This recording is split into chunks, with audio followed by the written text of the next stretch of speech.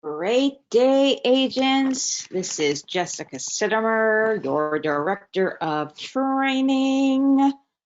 I am here with you on one of my favorite things to do with all of you, and that is the live Q&A on Friday. So I just wanted to wish you all a good morning and good afternoon or good evening, depending on where you are, because we go all the way from the western west of coast, which is Hawaii, all the way to the UK. And so we're in a lot of different time zones. Let's see. This is our topic for today. I usually get a good morning or two, so I'm just wanting to make sure that you can see my screen and you can hear me. Richard, if you're on, you can say hello, or Joyce, if you're on, you could say hello. Okay, I got my good mornings. Thank you. We're good, y'all. Okay. All right, so this is our topic for today. We are going to be discussing habits. I always start the broadcast off with a short topic that I do for about 10 minutes. And then we get into your questions that you put into that chat box, right? Where you are writing good morning, everybody, like Renee and Tracy. That is where you would write your questions. Oh, see, there's Richard. I knew it. Until I hear from Richard, it's not real. So after that, you're going, oh, Lucy's from the UK. Hello. So after that, you are going to ask questions, and I will do my best to answer as many as possible. And I usually take those questions that are the most broad, that apply to the most agents versus something very specific that is happening for you personally with one trip with 3 people going to Jamaica on this day and their bag is lost. So that kind of thing we stay away from. Something that is so specific that would be more of a customer service question versus a general learning question. So let's talk about habits. And this is a topic I've been very focused on recently. So it's fresh in my mind, and I'm seeing it if you're saying, where's the chat box? You are in the chat box. If you are, because it's top of my mind, I'm seeing it in a way that it now applies to you, the agents. So this is something I want to bring up because a lot of us think that, we're working so much and we're working so hard, but it's not always, if you were to look at what somebody else is doing, you get more of an idea of like, oh, maybe I'm not working as hard as I thought, or oh, wow, I'm working super hard. So sometimes it is good to compare not the success that someone else is having to your success. That's always going to be different. But if you can compare what people are doing, how they're working compared to what you're doing, then I can't expand my slides because when I do that, I can't see questions and answers, and it messes everything up. I've tried, but I'm sorry. I apologize for that. So I have to leave it exactly the way it is. Luckily, unless you're on a phone, which I hope you're on a computer, it should be pretty decent for you to see on a computer. So habits, these are the things that you do every single day at the same time, if possible, to the point that because it's like the things in your life that you don't even think about. If you have to drive your kids to school every morning at 8 a.m., that's a habit. Like, it's not up for negotiation. It's not something that maybe today I won't drive them to school. Maybe I'll just let them stay home. Like, that's not an option. There are certain things that you do every day at a certain time. If you have an office job that you need to punch a time clock and get in there at 9 a.m. and leave at 5 p.m. Working 9 to 5. What a way to make a living. My voice is not ready for singing Dolly Parton yet to y'all, so you're gonna just get a, a, a little sing-songy version of it. Working 9 to 5. Okay, that's the best I could do for you. So those are the things that are considered non-negotiables. Those are habits. You know that you are going to be at work at 9. You know that you are going to leave at 5. Now, you want to look, since you are an entrepreneur when it comes to your travel business, you want to create habits. So this is how you can really start creating amazing habits. Now, this is a brand new concept to me. Well, I shouldn't say brand new. It's something I probably used 20 plus years ago. Okay. Before I had my first iPhone, I used daily planners every year. And I used to keep them because I used them for my taxes. So I had pocket planners for every year and I kept them in a drawer. And when the year would end, I would take out the yearly planner and put in my new one. And this has recently been reintroduced to me because there is something about writing it down, using your hand to, someone says they still use a planner, see? And it's actually really good for your brain. Something that anybody who is under 60 at this point, I mean, you can start at 60 and up, and that's great. But something that people who are under 60 at this point might not be thinking about memory at all. You might not be thinking about memory. But when you hit, I mean, like, please, I've hit 50 and I'm already like, what did I do this morning? Okay. So one of the reasons why this is happening, our memories being affected earlier and earlier in our life compared to parents and grandparents, is that we have become a very digital, world.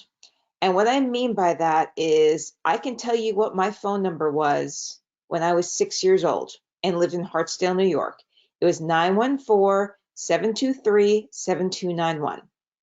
I can tell you what my phone number was in New Rochelle when I was growing up my entire life until I moved out of the house to go to college. And even then I moved home for a year. That was 914-725-4054. Then I lived in California for 20 years. I had a 323 number, but I only know that because it's the area code. I cannot tell you what my phone number was when I lived in California. I moved to Florida for 8 years. I had a landline. I can't even tell you what the area code was. That is how little I paid attention to phone numbers. Why? Because all I had to do was ask Siri to call. Okay? And it's interesting because, I've been focusing on these habits for the last week, and I'm doing a program for 3 weeks on it, a coaching training program. And it's interesting because just 2 weeks ago or 3 weeks ago, I did an Instagram post where I was teaching you how to use Alexa and Siri to be your personal assistants. And I was, I thought it was hilarious. I thought it was the smartest thing in the world, to have Siri remind me, I had to remember to give my sister's and my parents' dog medicine. So I asked Alexa to set a timer to give Buster medicine at 4 p.m. So not only did the timer go off at 4 p.m., but it also told me it was for Buster's medicine. And thank goodness, because if it hadn't, I would have been like, why is that timer for Alexa's going on off? Because Alexa is not I didn't put it in my calendar. So I am completely reliant on the calendar in my phone, which syncs to my iPad and my computer. And if it's not in there, and I wake up in the morning, I wake up the night before, I go into my calendar and I set all of my alarms to remind me for all the things I have to do that day. And sometimes my alarm will go off and I'll have to look in my calendar to see why is that going off. And I'm like, oh my goodness, I totally forgot I had to do that today. So I am not suggesting that you get rid of technology because I can't live without it. I need it synced. I need it like so that, listen, it's the same thing with directions. I lived in Las Vegas for 2 years and I don't know my way around. Why? Because I haven't had to learn the street names. I haven't had to learn how to get from one place to another because my Google Maps tells me or my Waze tells me and it sings it to me in boy band voice. But what is this doing to our brains?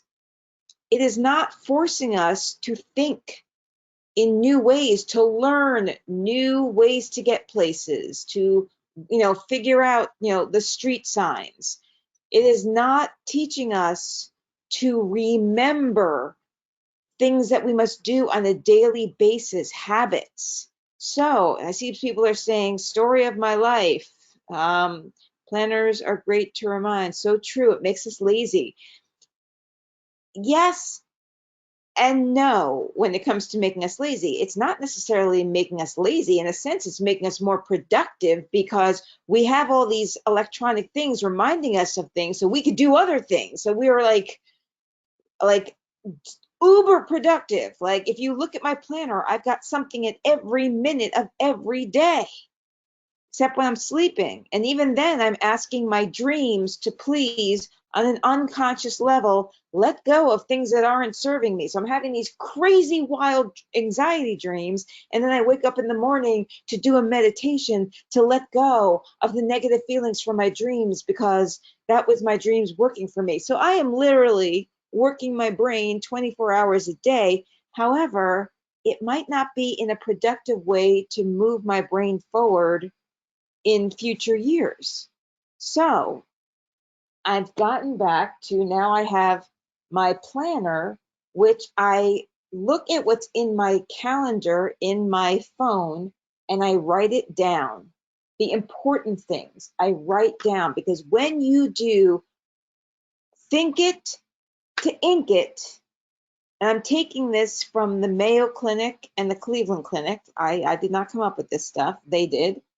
If I write it down with my hand, it's setting off different lights in my brain. It's using a different part of my brain, the part that grows and maintains your memory. So if you're watching this in your 20s, if you're like a young entrepreneur, 20s, 30s, or we're getting into more middle 40s, 50s, 60s entrepreneurs, or if you're like a later in life entrepreneur, 70s, 80s, 90s. So we're like kind of breaking it up by teens, like, because if you're 18, you can get into business. Teens, 20s, and 30s, you're early. 40s, 50s, 60s, you're mid. 70s, 80s, 90s, you're rocking your later life entrepreneurial experience. Wherever you are, doing these type of habits are going to help you throughout your life build a memory source, build a source. These habits build a source that when you get a little older and you're getting more forgetful, because it's natural with age for that to happen, the thing that will stay in place are the habits that you create today. So how do you create a habit? Well, you in your planner have your non-negotiables. Those, just using the planner, by the way, is a habit. And you want to check your you want to check your planner 3 times a day, minimum. If you're like me, you'll be checking it every hour to see what you're supposed to be doing. And that's fine because having the planner becomes your habit. And when, as you get older or as you become so habitual with your travel business, sometimes you're going to find, ooh, I need to shake things up a bit. I'm a little stuck in my habits with my travel business. And you'll notice that when you look and you see, I'm not doing anything new for my travel business. I need to shake it up a little bit.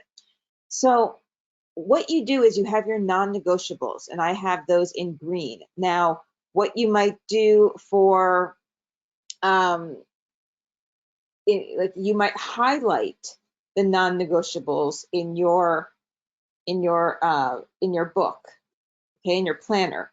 And then other things like do research for a client, send quote to the ACE family. Those are things that will be in your daily planner, but those are not things that you're going to do every day, but those are things that you want to set a time to so you don't forget. Most planners come with a to be done list, which might be things like watch a Friday Q&A replay. So there's no specific time that you have to do that during the day. You're just going to do it when you have an hour. So you'll check that off when you've done it. And then the notes section for something like cool that you heard me say today. And you're like, ooh, let me quote that. Think it, ink it. All right, you might write that down in your notes section of your journal. Okay, then these blue ones are going to change daily, whatever it might be. So you're going to do research for a client at 11. Well, maybe you send a quote to the ACE family and they need you to make some updates. So tomorrow, or so maybe at 10 p.m., you're making those updates if you can. You're going to add that into your calendar. And then the next day at 8 a.m., you're going to, you check your hot deals. And then at 8:30, because you don't have to spend hours checking hot deals in your Inteletravel page. That's just something you're going to check on the daily. But at 8:30, you're going to put in send new quote to ACE family. Okay, so then you're going to check mark everything when it's done. This is, again, getting you into the habit of looking into your planner, checking it off. Because if you don't look in the planner to check it off, like I did yesterday, I realized I skipped lunch, y'all. I was so busy, I skipped lunch.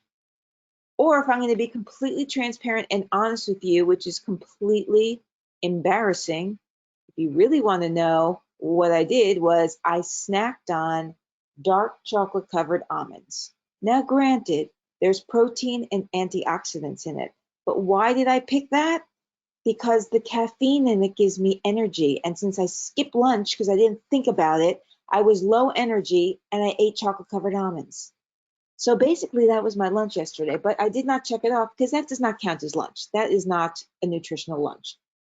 But I wouldn't have even realized I skipped lunch if I hadn't looked in my habits, which makes me realize I need to put my meals in my habits. For some people, you might have to put AM, afternoon, and PM medications in your to-do list, your action. Like maybe you don't have a specific time because you have to take them with a meal. These are the little things that are going to go on in your daily life to make your travel life work, okay? So then you might put in these Friday webinars as a don't miss. So every other Friday, once you get that email from Inteletravel, you are going to go and you're going to put it in at 9 a.m. PST, 12 p.m. EST. Please don't make me do other time zones. It's like math. I don't do them in public. So you will put those in. Maybe the 6 p.m. on Tuesdays and Thursdays when your webinars are, or for you East Coasters, 9 p.m. You put those in. Maybe every evening you're going to do an engagement post in your stories. So now, every morning, if you do reach outs to new people, because you want to meet new people, so you're always creating new relationships. If anybody gets back to you from that new reach out, then maybe 4 p.m. are your follow-ups. Now, if you're doing 50 to 100 reach outs a day, which is what I do, by 4 p.m., I might not have 30 reach outs just from my 9 a.m., but I will have 30 follow-ups every single day because of all the reach outs I've been doing in the past. Some people get back to me. I work on LinkedIn, for new reach outs because I feel like I have exhausted my Facebook. I have over 4,000 friends, and through the years, I have reached out to them on a regular basis. If you have not exhausted Facebook, I highly recommend Facebook. It's amazing. There are people who do great with reach outs on Instagram. I'm not as savvy on Instagram with hashtags and all that good stuff. Like, to me, I find it harder to create quick connections with people. Whereas with LinkedIn, you have to send them a message. Well, you don't have to, but if you want to work smart with LinkedIn, then you're going to send a message. And with that message, they have to accept your request to connect. So if they've requested your message, then you know that they have read it and you can then reach out to them. So by doing 50 to 100 of those a day, and I used to think that I should do 2 touches a day was what I was initially taught with marketing to people. Then I was told 10 reach outs a day. And that is what I did for 7 years. And then this year, or I'm sorry, in 2020, starting in March, I realized I had to up my game. And in the past, I was given a challenge to win a prize. It was a reach out challenge for 3 days. Whoever had the most reach outs won an incredible prize, which was VIP on this trip, all the stuff.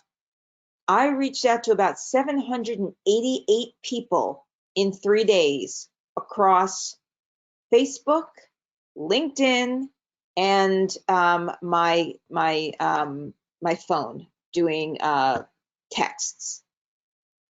So if I could do 788 in like 48 hours, then I realized I could do 50 to 100 a day.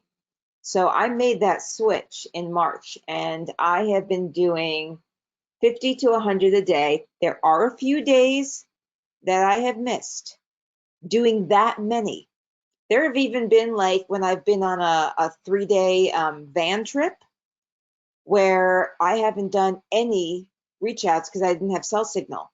And I'll tell you, you can absolutely see a pattern with where it drops off on my follow-up days, like 2 weeks later.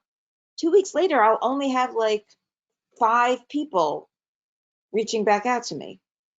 And that's because of those 3 days that I saw slump. So it really motivates you to stay consistent. So you're going to check off everything that is done, and then you're going to put a star next to your important tasks. Okay, so sending this quote to the ACE family, that's an important task. I had a Zoom one-on-one meeting with somebody where I was talking to her about something. So in your case, that would be, talking to somebody about a quote. You would do a Zoom quote so that you can see their reactions to when you tell them that the trip is going to cost them $1,000 a person. If their eyes grow wide and they slump their shoulders, you know that that's too expensive for them and they're freaking out a little bit. If they are like, what? And they practically fall out of their chair, then you know that they were expecting to spend a lot more, and now you can start upselling some, specialty dinings and some excursions and a Beyonce concert, that you can get on golden tickets. So you really want to be doing these initial quote discussions on Zoom. So because she had a great reaction, I saw on Zoom, I want to make sure yesterday that I did a follow-up note to her. And I talked about some personal things that we talked about. And then I asked her, what her thoughts were, what she was thinking, A, B, or C. So that would be a star. I wanted to make sure I got that follow-up out to her the next day. I did not want to wait If I had done it earlier in the day, I would have done it that evening. So you can get really specific, and by writing this stuff down and writing notes to yourself, keep this next to your bed. So when you wake up in the morning, it's the first thing you look at rather than your phone, which is an electronic, right? First thing you look at. And although maybe you might have a routine, which I actually do, I have a ritual in the morning where, like, you can call it saying your prayers or doing a meditation. And I journal for 5 minutes and I read 10 pages of a personal growth book, whether it be something for motivation or whether it be something I'm learning, or whether it be, and I always read my Good Morning and Good Night by Lin-Manuel Miranda, because he says something, or just a really cute thing to inspire you, like, look in the mirror, that's my best friend, give her a kiss because she's gorgeous, do your day. I'm like, ooh, that's great. And at night, he's like, looking in the mirror, looking a little tired, but had a good day, get some Z's, good night. So it's a really cute book. I highly recommend it. And I've been reading it every single day since it was given to me as a gift 4 years ago. So I've gone through that book multiple times. But it still lights me up when I read it, except for the one with the little dolls in it, those dolls that are cupped inside and it gets smaller and smaller and smaller. For some reason, that's the one Good Morning, Good Night that I don't like. And maybe it's because I know I'm getting to the end of the book. Like, I know when I see that one, I'm almost done, but it's okay because I get to start again. So anyway, we've been talking about this for 26 minutes, and that was my topic for today. So I'm going to go into your questions now and see what we've got here. Let's see. Oh my gosh, someone says, I'm 66 and remember using an atlas. I still love using it on a trip, and taught my grandson how to use it as well. That's amazing. It's kind of like when people joke around and they're like, hey, remember when we used to use the Encyclopedia Britannica Encyclopedia? Or remember when we had to go get the dictionary to learn how to spell something? Now we just say, hey, Alexa, how do I spell neighbor? And she'll spell it for us. I mean, we have gotten so dependent on our technology, which, don't get me wrong, is an amazing thing. But now I would love for you, if you have any concern for your future memory or for staying sharp, or just to, I mean, like, you use different parts of your brain. And if you want to mix it up, I highly suggest. What kind of planner do I recommend? I don't know yet. I haven't researched it because the one I'm using is through the Mayo Clinic. I'm actually doing research, and I'm like digging into this as a coach. So I'm able to give back to you as my peeps. And I'm also probably going to train our staff on this as well. So let's see. So, but you want to look for one that works for you. As I said, I really like the ones that have a monthly planner that has your daily scheduled events on the left side. So let me just quickly go back to this so I can show you what it looks like.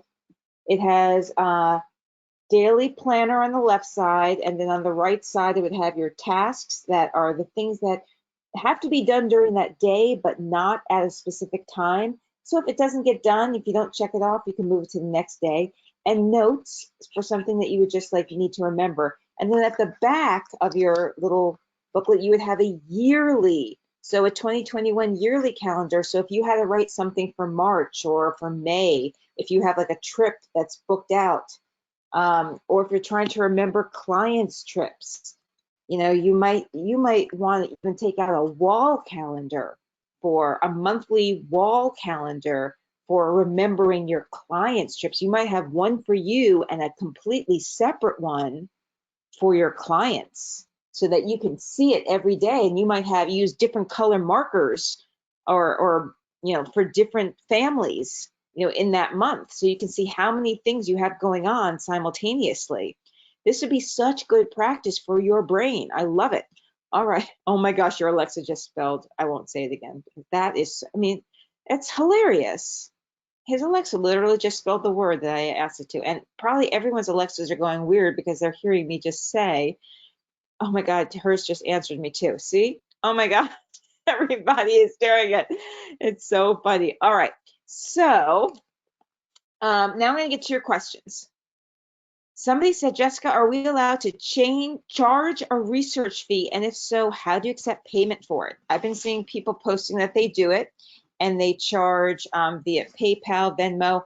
So the answer to that is yes. You are allowed to charge a research fee.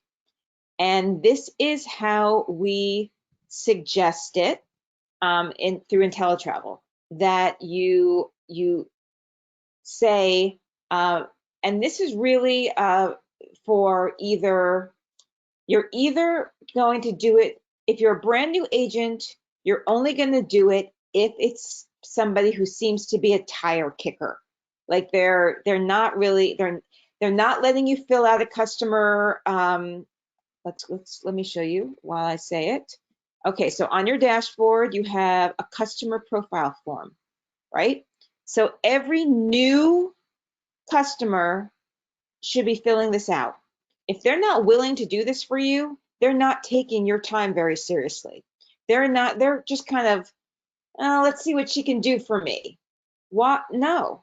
You want serious people who really want to go on a trip. So if they're not willing to do this for you as a new agent, okay? Because as a new agent, there's a learning curve. And you might want to just, absolutely don't charge fees, when you're brand new, because, you're learning too.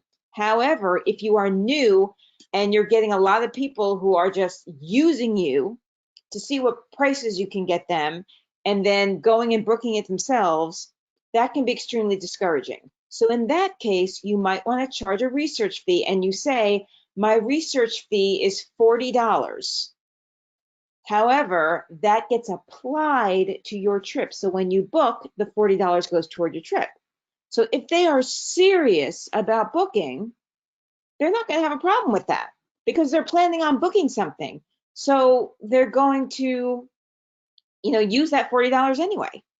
However, if they don't book anything for whatever reason, at least that hour or two that you spent researching to do the initial research, you made $20 an hour or $40 for the 1 hour.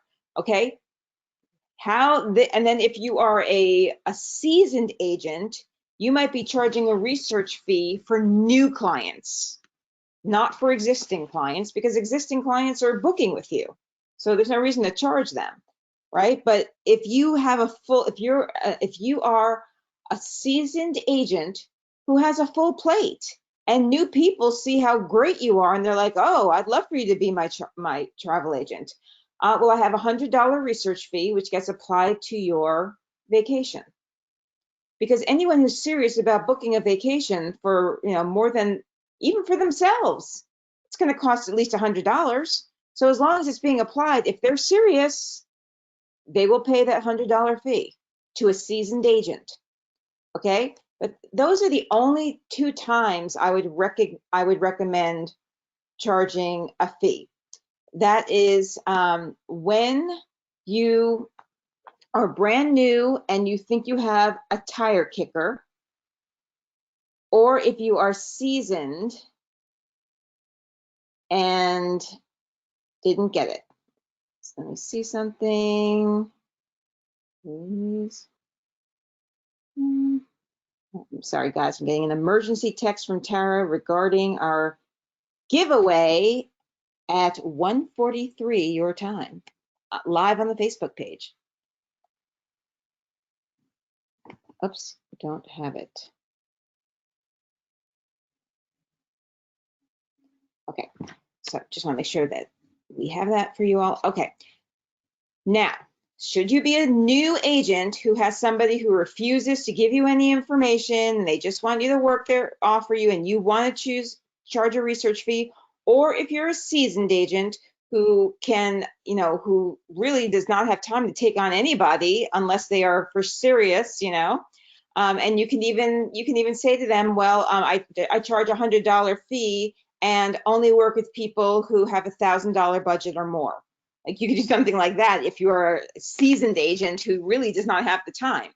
But if they're like, oh, well, we want to book a $10,000 faith-based trip, or we want to book a $20,000 Africa tour. Well, okay, I will find the time to work with you.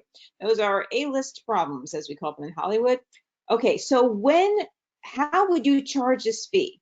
So this is now not related to Inteletravel, because Inteletravel, the only time you are allowed to take money is when you are booking travel for them.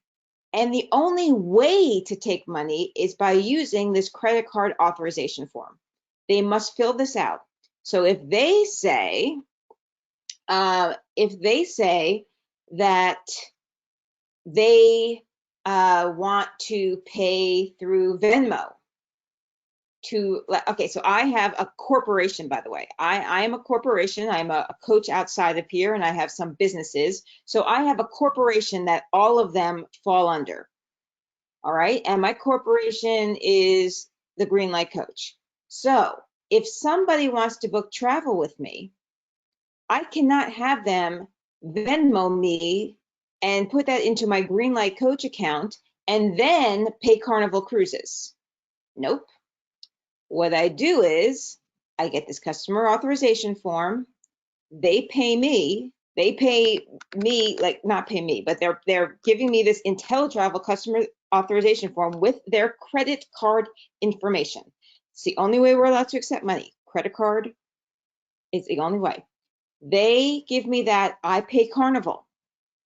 Then Inteletravel has my Greenlight Corporation information, my paychecks, whatever it's called, that they pay us virtually, goes to the Greenlight Coach, and that goes into my Greenlight Coach bank account. Now, if I wanted to charge a fee because I have a corporation, somebody can send $30 to my Greenlight Corporation PayPal, okay? Because that is done legally. I have a corporation that they are allowed to pay to. If they are giving you, let's say Samantha, who can't wait to get new clients, Samantha is going to just start asking people to give her $20 to do research for her, and they hand her a 20. And by the end of the year, so many people have handed her $20 that she's made over $600 in fees, but she doesn't have a corporation. She's not paying taxes or anything on those fees, which is illegal. Now, I am not a tax person, so anything I'm saying right now, I'm saying with a disclaimer, because I can't say that anything I'm saying to you is a fact and you should use it on your forms. All I'm telling you is, if you want to start charging fees, please talk to a free small business development center where you live. They are free. Just Google them.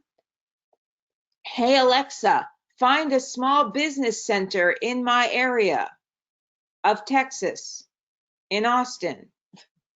So all of you guys are going to have your Alexas now finding you. I'm going to have fun with y'all from now on. I'm going to just talk to your Siris and your Alexas. Okay. So the bottom line is, if you want to do this, you must do it legally. And to accept money for your business, you must have either an LLC or an S Corp or a deep, I don't know. I don't know how. So talk to a small business development, talk to a financial planner, talk to a tax expert. Don't listen to IntelliJess, except when she says, talk to an expert, okay? So those are the ways that you would do it. All right, by the way, all of this is recorded and will be put into the IntelliTutorial section of your, so education, education IntelliTutorial library, under advisor support webinars. This is where all of our Q&As go. And I do a different topic. So if you're new to me and you want to go look through the topics, let's see what we talked about last time. Intake to finish, how to collect contact info, how to share a quote, book, and pay. That's what we talked about last time. What did we talk about the time before that, or 2 times before that? We talked about you can't win feeling scared, how to use our marketing materials to bring positivity to people with newsletters, e-postcards, and social media posts. Okay, so these are just some of the topics. Then if you see after that, so 2 times ago, planning a quick 3 to 5 day getaway for people. So a lot of people are afraid to travel, right? They don't want to get into an airplane, or they're not allowed to go overseas to certain places, but you can plan 3 to 5 day quick getaways for them, and I show you how in this one. But what other questions did I answer? How do I create my own flyer for a getaway? Can we book ski trips? How do I register for Club Med? How do I get certified in specialty like groups? What is the best way to promote deals in the UK from our suppliers? How do I book a train? Does Shore Excursions Group? See, these are all the things I talked about. Okay. How did you create the IntelliJess Facebook cover? The IntelliJess Facebook cover. So I do this. So if you click here, it tells you about me. You see? So you can do your bio here. So, and I made up some stuff. So my IntelliJess is just for you agents. I only talk about things that will help me. So like people were asking, how do I create, what do I create to get people to sign up for my website? Like, how do I get them to, so you can create, so this is what I use. I use, when people register on my website for my email, they get a conversation igniter. And it's how to do coffee talks, which you can do virtually right now.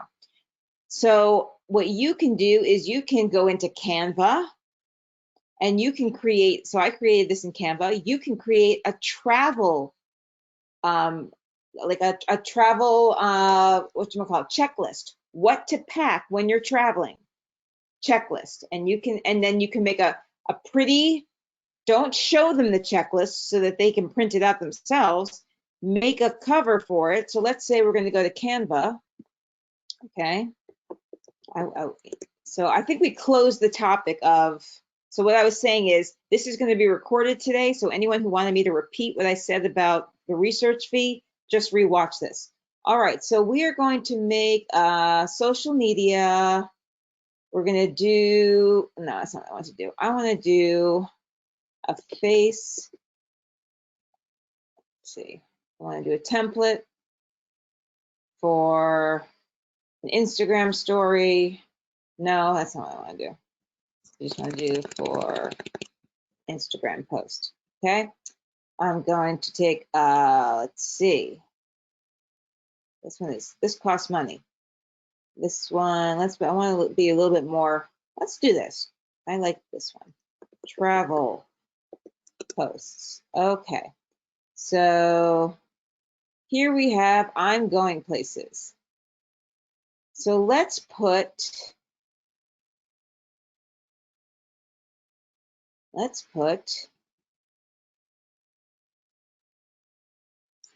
get my free packing checklist. Up here, want to know what to pack when you travel? Oops. And then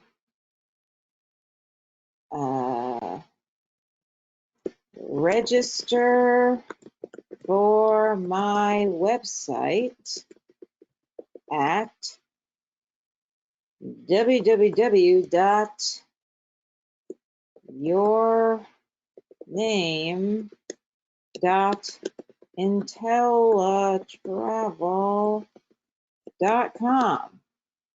Okay, now normally you would download this, but because for sake of time, I'm just going to do a screenshot of it. And I'm going to go back to my Facebook page, and on today's Q&A. I'm teaching how to get people to register for your website. And now I want to add a picture. I'm going to go into my recents, and it's this one. Want my free, and you can call it what to pack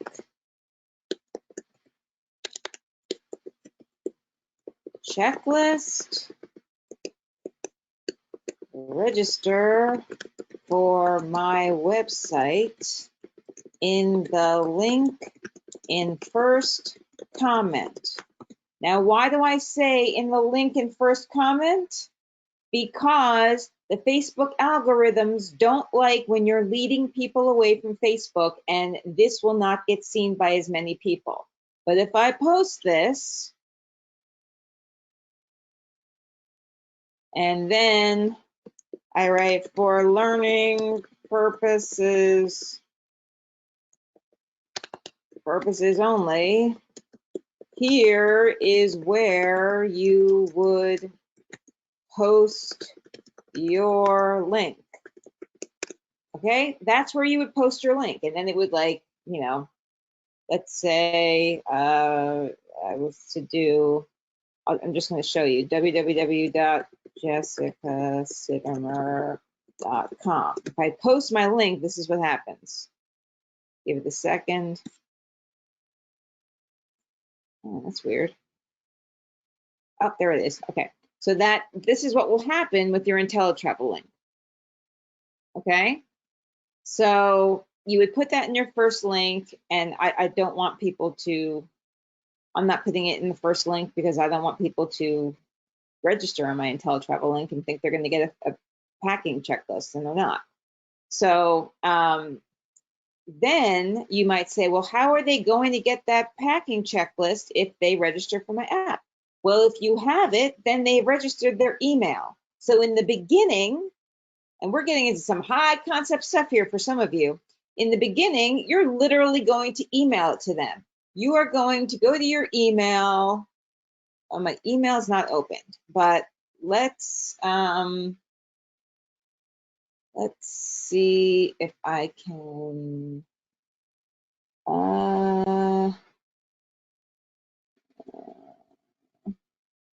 put that down in timeline. I'm going to put that down. Okay. So let's say I'm writing an email. I'm going to write, dear, let's see one of our wonderful agents here. I see Damien. Dear Damien, thank you so much for registering for my website. Here is the packing list I promised. And remember to always travel with a travel advisor in your pocket. Oops, pocket. That's me. And then you'll have whatever other info. And then let's go back to Canva. And if we look under my designs, I'm pretty sure I have a packing list here. Well, you know what? We don't have to do that. Let me just do this. Packing list. See if they have something like that. Things to pack for hiking. My things to bring. Packing sheet. So let's see if we have anything for vacation. The pack light list. So the out of town trip list. So I am just going to just copy this as if I had made it my own. Okay. And I'm going to go back to my Word doc, which is pretending it's my email. And then I'm going to send this out as an email. Now, when you get more advanced, when people register on my website, they go to my MailChimp. And MailChimp has, let me log in. What to do, I have to accept my cookies. Log in.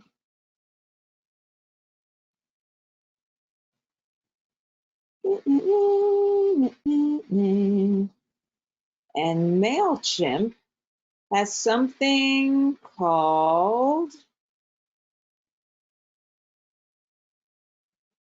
I want to search for a landing page.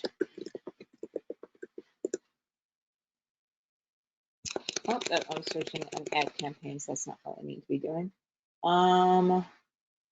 Let's go to MailChimp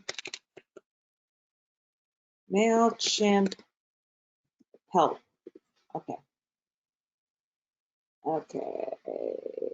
MailChimp support options. Oh, that's what I wanted. Free landing pages. Free landing pages. So what will happen is through MailChimp, and you can start off, I believe, with a free account if you have like a small number. Like I have thousands on mine, so I have to pay for mine. But you can start off, start building, and it shows you how to create a landing page. And what that means is, when you create a landing page, okay, so since we don't have a lot of time and I'm not going to create it, I'm going to go to my other buddy, Google. Okay, normally on this training, after what we discussed, I would go to my encyclopedia and pull out how to create a landing page. But let's face it, we don't have encyclopedias anymore, and they certainly don't have how to create a landing page. So you know what, even better than Google, I'm going to call my boyfriend, who's so smart. His name is YouTube, and I'm going to put in there how to create a landing page in MailChimp. Look, they've got it right there. All you all have to do is watch one of these for free, okay? And you can learn how to make a great landing page. Now, if you're wondering, what is a landing page? A landing page is something that when they register, now listen, this does not happen on your Inteletravel website. So therefore, you are going to have to email people individually. Or I wonder if you can use it through your newsletter. I'm not sure because I don't know if we will be able to put a picture in there by now. So we're going to our marketing and sales tools. Going to our newsletter. Let's see if that has been updated at all. Client newsletter, get started. Can I add, let's see, recents. Trying to find, let's see, a dot. No. Oh gosh, why isn't it showing me my recents? Let me show my downloads. How about that? All right, what is this? Okay, we can use that. Can I put a picture in? No, so you can't even use it with your newsletter. We're working on that. We're working on getting you so you can attach a photo. Right now, you can attach hot deals. So the way to use this right now is either to just individually, when everyone registers for your Inteletravel website, to send them a personal email, which is so nice, and they love that. Or you can have a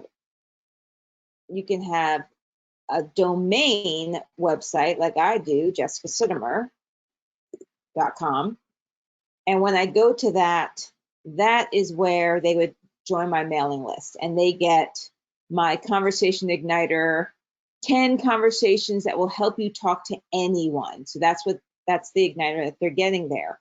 And when that happens, it automatically goes to my MailChimp, and my MailChimp automatically has the landing page that sends them that Conversation Igniter. okay? And so that is how it works. So you can go and get your name.com or your travel agency name.com, but you are not allowed to use the word Inteletravel. You cannot use the name Inteletravel in your own domain name, except for the one that we have given you. So in other words, travel, let's go.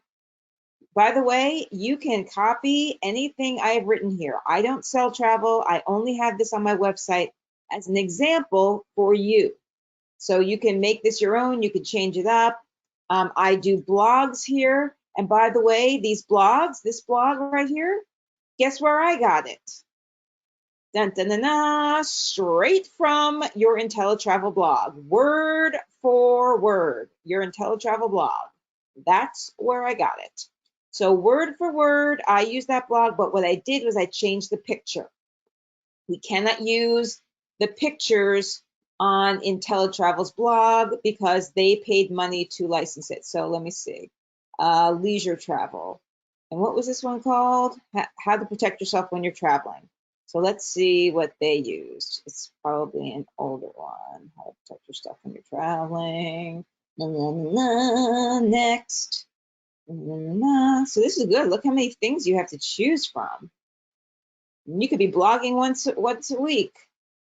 Oh my goodness. Oh gosh, this is way older than this because I did this a long time ago. So next. Wow. These are awesome. You can use all of these word for word. Just don't use the picture. All right. Maybe it's under business travel. Let's try business travel. Okay. I've used this one, 6 ways to avoid getting sick. Here's how to protect your stuff while you travel. So word for word, this is what mine says. Everything that's here under read more. But instead of using this bicycle picture, which Inteletravel paid money to use, I used my own picture. Oops, that's my Instagram. Where is it? I used my own picture. How do I get free pictures, you ask? Good question. Free pictures that you do not have to pay for. Unsplash.com. And I want to pick something that has to do with travel because that's what I use. Look at all these cool pictures you can use. Now, if you want to be really nice and pay it forward, you can do @Annie Spratt and give her credit on your blog. All right. Or if you use her picture on Instagram for one of your travel posts, you just do use the little camera icon and go and say photo credit @Annie Spratt. That is the nice thing to do. That is what you would want someone to do if they were sharing one of your posts. Let's say you come up with a really clever travel quote and you have your name on it. So I do branded quotes on Canva. Where's Canva? I'm giving you a ton of stuff in like the last 10 minutes. Don't worry. If you want me to expand on any of it, hold on. If you want me to expand on any of these topics, what topics do you want? When I'm rushing with what happens, do you want for live Q&A? And let's put something pretty on that. What is this? Cameras, that could be travel. All right, so anything that like I started talking about today that you wanted me to deeper dive into, put it on the comments here and I will get to it. So let's go back to my Canva and Canva, and let's go to home and we're going to go to my designs. So we want to see all of them. So let me find some. So this is how I created my LinkedIn. This is my LinkedIn top. And look, it's all cameras, right? And showing my lifestyle. So let's see, there's our ambassador. So you can see all the stuff I do, but I'm looking for a branded quote. Branded quote. They're further back. Let's see. Okay, here's a branded quote. No longer is a travel agent an option. A travel agent is a necessity. So I have my name, quote. Now, this isn't one of my prettier ones. This is just a basic one. All right, but now, okay, so so, you know, you can, let's see, I could change the template to make this more exciting. All right, I don't know. This might be something that we go into at a later date because it is now, I think I've even done branded templates, but if it's been a while, we could go back and do that. But it is now top of the hour, so I need to say goodbye. But before I do, if there are any questions I have not answered for you, then please go to your knowledge base. And these would be Inteletravel questions, not marketing questions, because you're not going to find that there. Or go to Facebook and go to the Inteletravel Agent Departure Lounge. And if you're in the US, it would be this one. If you're in the UK, we have a different one. And you can ask your question here or search if somebody has already asked that question. All right, so that's it for today. Everyone have a great weekend. And for those of you who I'm going to see on Dreammaker tomorrow, woo, woo, very excited for Dreammaker tomorrow. Goodbye, everyone.